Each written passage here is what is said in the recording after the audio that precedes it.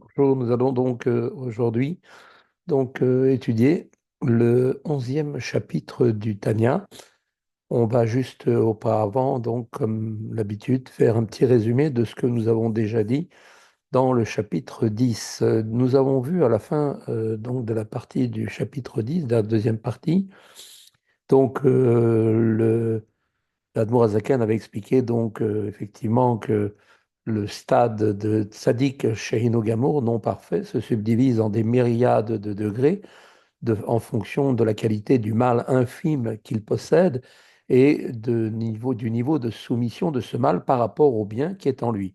Tels sont les nombreux tzadikim que l'on trouve dans chaque génération. Les tzadikim Gemurim, eux, par contre, des tzadiks parfaits, sont peu nombreux. On les appelle Bene Aliyah, ce qui signifie les hommes supérieurs, car ils convertissent le mal et l'élèvent vers la sainteté.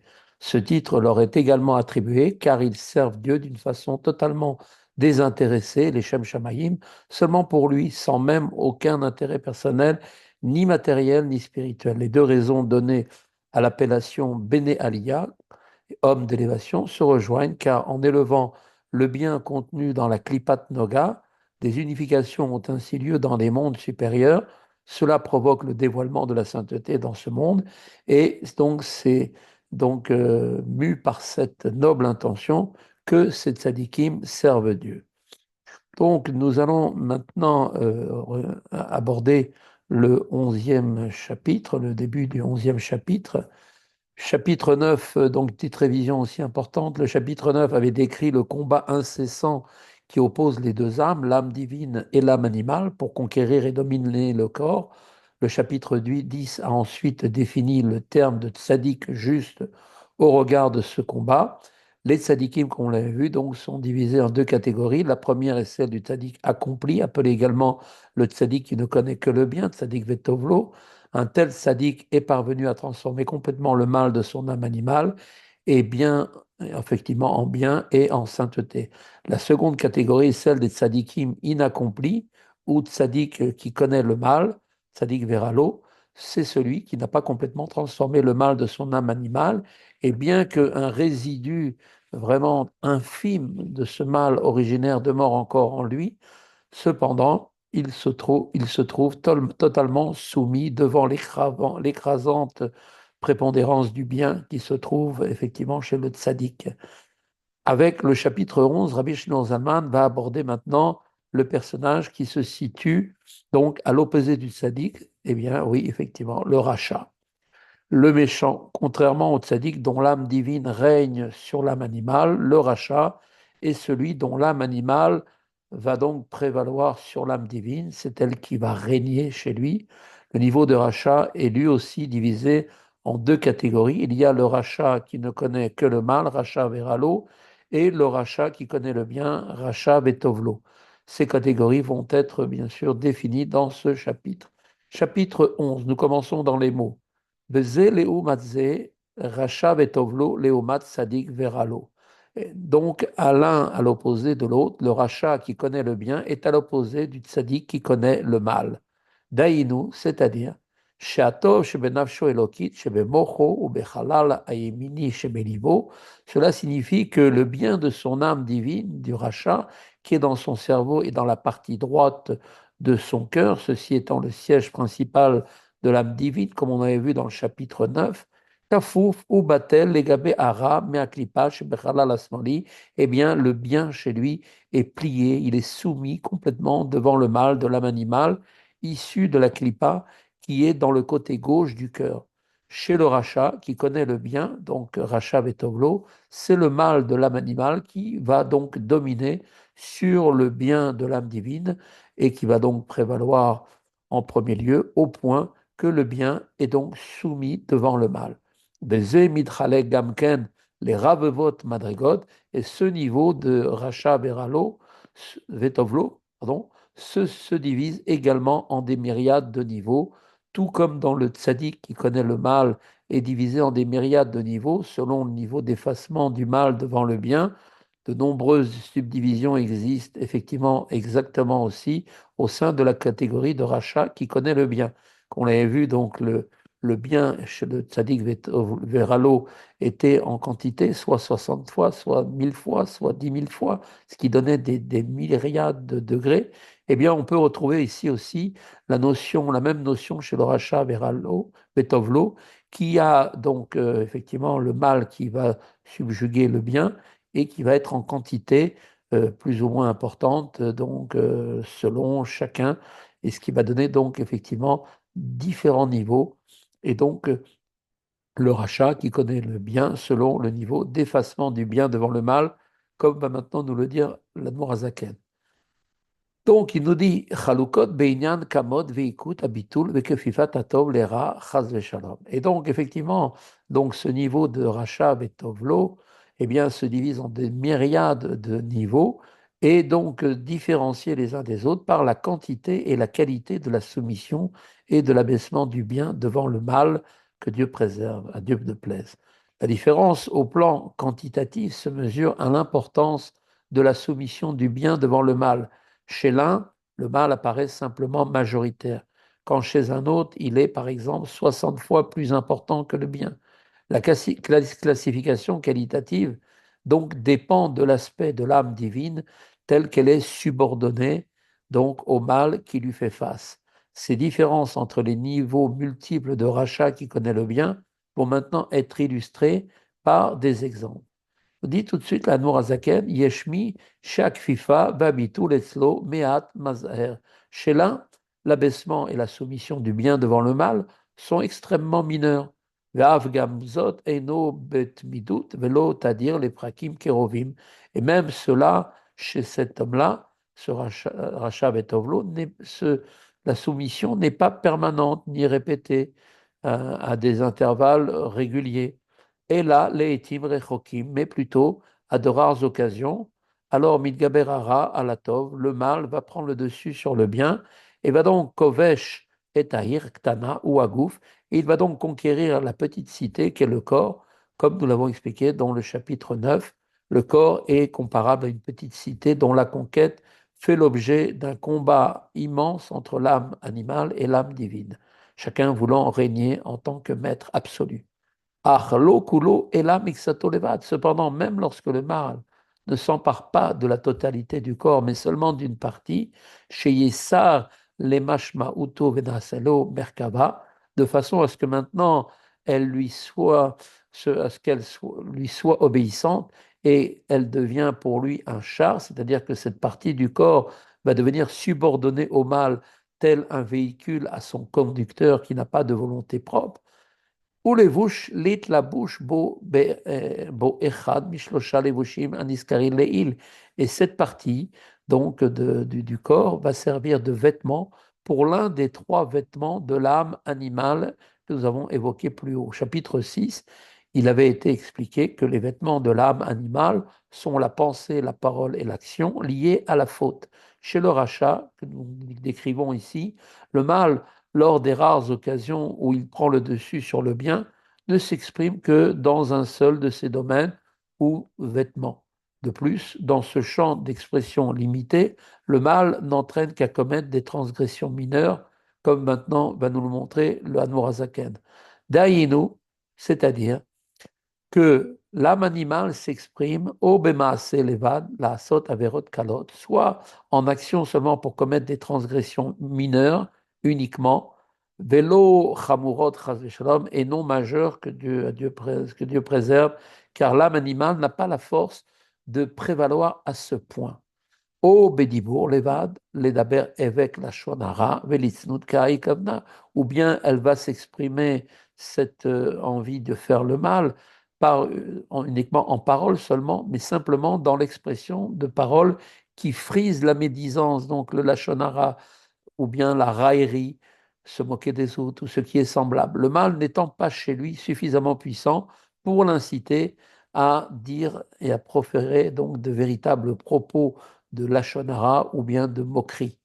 O bemarshava levad irure avera kashim me avera, ou alors le mal peut s'exprimer en pensée seulement, dans des pensées fautives qui sont sous certains aspects pires que la faute, plus subtiles que la parole et donc la parole et l'action, est la pensée. Pensée donc plus subtile. Elle est le vêtement le plus intimement lié à l'âme aussi.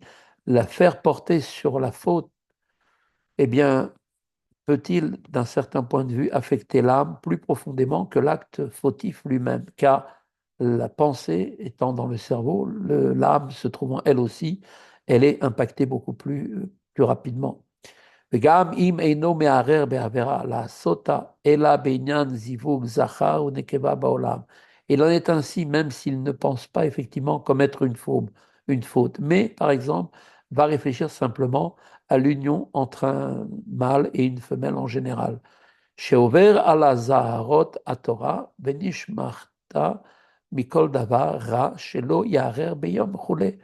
Et donc, il va transgresser par cela l'interdiction de la Torah. Comme il est dit, tu te garderas de toute chose mauvaise. Donc, Chachamim interprète cela comme l'injonction, le commandement suivant. Un homme ne doit pas se laisser aller à des pensées impures le jour pour ne pas être ensuite sujet à une pollution nocturne de Zera Levatala. Et donc, arrêter sa pensée sur de tels sujets, eh bien, est donc contraire à la Torah, car cela peut avoir une incidence ensuite la nuit. O Shei Sha'at Kosher la Sok Batora, Veu Mefane Libo Levatala, ou bien une autre forme d'expression du mal chez cet homme-là, à travers la pensée, c'est ce rachat partiel, quand un moment propice à l'étude de la Torah, et quand il a un moment, eh bien, au lieu d'étudier, il détourne son cœur vers les vanités de ce monde. Donc, il va faire d'autres choses qui n'ont rien à voir avec l'étude de la Torah, alors qu'il pourrait très bien utiliser ce temps pour étudier. Kedetnan be'avot, comme l'enseigne la Mishnah dans le traité Avot, Anio balayla chule, efane libo chule, celui qui demeure réveillé la nuit alors qu'il a le temps d'étudier la Torah et détourne son cœur vers la vanité, donc les vanités de ce monde, est coupable envers son âme. Dans les deux premiers cas, le vêtement de la pensée de l'âme animale prend le dessus et se manifeste donc dans son corps. Chez Be'achat Mikol Ele, Kayotse Ba'em, Nikra Racha Be'etahi, et dans l'un de ces cas, ou dans des cas semblables, c'est-à-dire quand un homme commet une transgression mineure en pensée, en parole ou en action, eh bien cet homme-là est qualifié de Racha, de méchant à ce moment-là. Chez Arash Benafsho, Goverbo, Mitlabesh Begufo, l'appellation racha signifie que le mal de son âme animale prend le dessus en lui et se revêt de son corps et le fait fauter et le souille, va donc le salir. Gover bo atov, shebenafsho elokit, ou mitcharet par la suite, après que cet homme a commis une transgression dans l'un des cas précédemment cités, eh bien, le bien de son âme divine va reprendre le dessus et il va regretter sa faute qui était liée à une pensée ou à une parole ou à un acte. Et donc il va implorer le pardon de Dieu pour sa transgression, et Dieu qui est infiniment bon et miséricordieux, alors Hachem Yislachlo Akadosh Baruch Hu lui pardonnera. Effectivement, Imsha Betshuva Reoya Alpi Etsa Chochmenu Zichronam Levracha. Si, bien sûr, il se repent de manière adéquate, selon le conseil de nos sages, donc Zal, suivant l'une des trois formes d'expiation, donc de se faire pardonner, qui sont effectivement donc Shelosha Chiluke Kapara, Shayu Rabbi Ishmael Doresh Roulé, qui sont les trois formes d'expiation exposées par Rabbi Ishmael, comme il a été expliqué par ailleurs. Les trois formes d'expiation évoquées sont les suivantes. Premièrement, première forme, si un homme manque au respect d'un commandement positif et se repent, eh bien, il est immédiatement pardonné. Il devait faire le Kriyat Shema ou mettre les tefilines, il n'a pas fait. Bon, tant pis, maintenant c'est passé. Il regrette, eh bien, il est pardonné. S'il transgresse un interdit et se repent, donc si par exemple il va maintenant transgresser Shabbat et que maintenant il regrette ce qu'il a fait, Yom Kippour et son repentir lui apporteront donc le pardon. Troisième possibilité, si sa faute est passible de la peine de karet, c'est-à-dire le retranchement spirituel de son âme, ou de la peine de mort, donc d'après le tribunal ici-bas, ou céleste, eh bien, effectivement, donc le repentir, effectivement, la peine de mort ou le repentir et la purification spirituelle de Kippour doivent, pour que le pardon soit pleinement acquis, s'ajouter avec des souffrances. Donc on enverra à cet homme-là, s'il a vraiment fait tchouva, des souffrances qui viendront lui permettre de terminer le pardon. Cependant, comme le rabbi le souligne, le pardon divin obtenu par le repentir ne change pas le statut du rachat au vrai sens du terme, mais seulement au regard du sens figuré des termes rachat et tzaddik. C'est-à-dire que par rapport aux notions de récompense et de châtiment pesées sur la balance des mérites et des fautes, telle personne qui faute rarement pour des choses mineures et se repent d'emblée immédiatement, eh bien cette personne est assimilée à un sadique et mérite une récompense pour l'écrasante majorité de ses bonnes actions. Mais l'emploi fait que dans ce contexte du mot sadique est celui de son sens figuré qu'on avait déjà évoqué dans le premier chapitre du Tanya dans leur sens véritable. On avait expliqué là-bas que c'était au moment où une personne quitte ce monde, alors on va juger sur une balance combien il a fait de bonnes actions, combien de mauvaises, et si la balance penche du côté des bonnes actions, eh bien on dirait qu'il était sadique. Mais en vérité, il y a aussi eu des mauvaises actions. Dans le sens véritable des termes sadique et rachat, eh bien, cela décrit, effectivement, décrivent ces termes l'étendue du bien et du mal dans l'âme. Et dans cette perspective, le sujet ici décrit reste qualifié donc de rachat. Cet homme-là est appelé rachat, même après s'être repenti et avoir obtenu le pardon. Pourquoi? Car sa prédisposition pour la faute demeure toujours présente et son âme animale reste toujours en situation de pouvoir dominer. Donc maintenant, jusqu'à présent, Rabbi Shneur Zalman a décrit un rachat qui connaît le bien, Tzadik ve Tovlo, ce qui donc connaît le bien, spirituellement, personne élevée, un homme dont l'âme animale ne prend le dessus que rarement et n'atteint que l'un des trois vêtements que sont la pensée, la parole et l'action. Veyesh mi shara goverbo yoter. Chez un autre type de rachat qui connaît le bien, le mal va prédominer beaucoup plus, il va être beaucoup plus présent. ומתלבשים בו כל שלושה לבושים של הרע ומחטיאו בעבירה חמורות יותר ובעתים קרובים יותר. Et chez cet homme-là, eh bien, les trois vêtements du mal vont se revêtir de son corps et il va transgresser en pensée, en parole et en action. Et le mal va l'entraîner à commettre des fautes plus graves et à des intervalles beaucoup plus réguliers. Donc, il commence à devenir un peu habitué à faire des péchés, cet homme-là. Bien que ce soit un rachat vetovlo, il est déjà moins haut que la personne dont on parlait avant. Ar bintayim, mitraret, ou baimlo, iroret tshuva. Mais néanmoins, cette personne est également qualifiée de rachat vetovlo, qui connaît le bien, car entre-temps, eh bien, entre une faute et l'autre, eh bien, il va éprouver des remords.